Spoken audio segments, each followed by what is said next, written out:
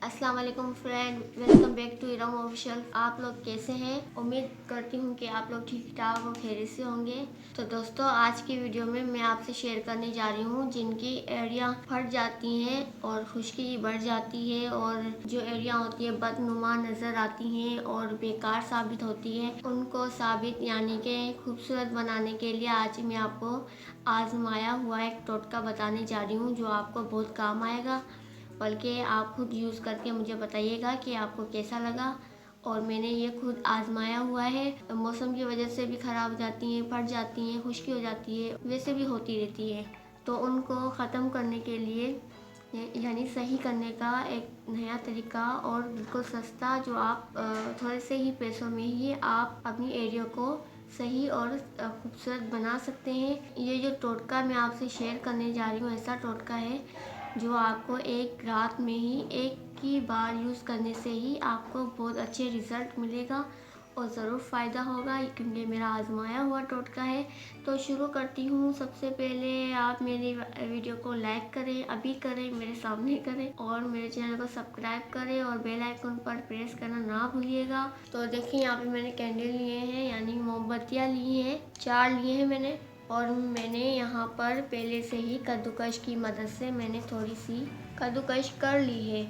और मैंने यहाँ लिया है ऑयल। ये सरसों का तेल है। अगर आपके पास सरसों का तेल मौजूद नहीं है तो कोई मसला नहीं, आप जैतून का भी तेल ऐड कर सकती हैं।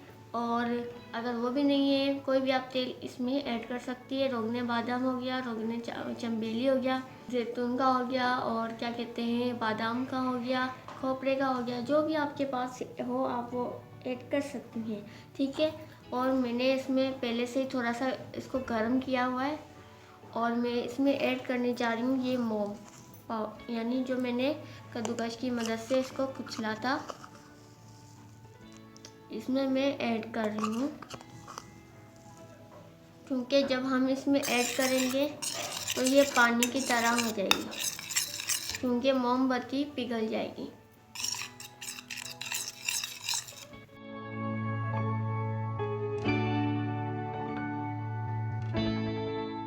इस तरीके से पिघल रही है, देख रहे हैं आप।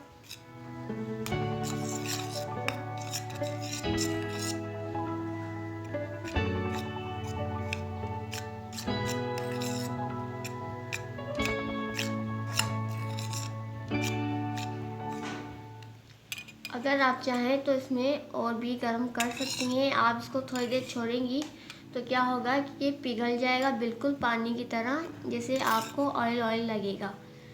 और उसके बाद आपने इसमें क्या ऐड करना है, हम इसमें ऐड करने जा रहे हैं ग्लिसरीन। एक आधा चम्मच आपको इसमें ऐड करना है। ठीक है, मैंने इसमें ऐड कर लिया। अब मैं इसको साइड में रख देती हूँ। अब फिर से अब तीनों अज्जा को आप अच्छी तरीके से मिक्स करेंगे।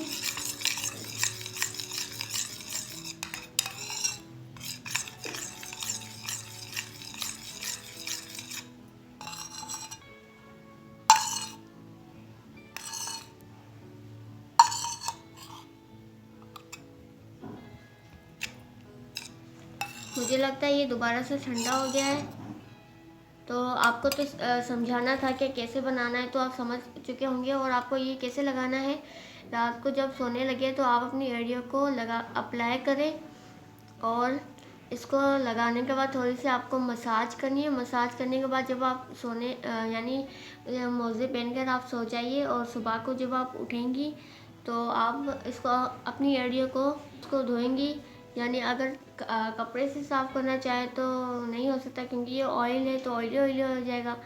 तो आप इसको साबुन, किसी अच्छे साबुन से आप अपनी एड़ियाँ धोएंगी और खुश कर लेंगी। फिर आपको पता चलेगा कि हाँ, वाकई में हमारी जो एड़ियाँ हैं वो खूबसूरत नज़र आएंगी। एक ही बार करने से आपको बहुत फ़र्क आएगा। तो दोस्तों, आप बताएंगे आपको मेरी वीडियो कैसी लगी। अगर आपको मेरी वीडियो पसंद आए तो लाइक कीजिएगा और मेरे चैनल को सब्सक्राइब कीजिएगा। आगे शेयर करना ना भूलिएगा, अपनी फ्रेंड से आप शेयर करें। इजाज़त, अपनी दुआ में याद रखिएगा, अपना ख्याल रखिएगा। अल्लाह हाफिज़।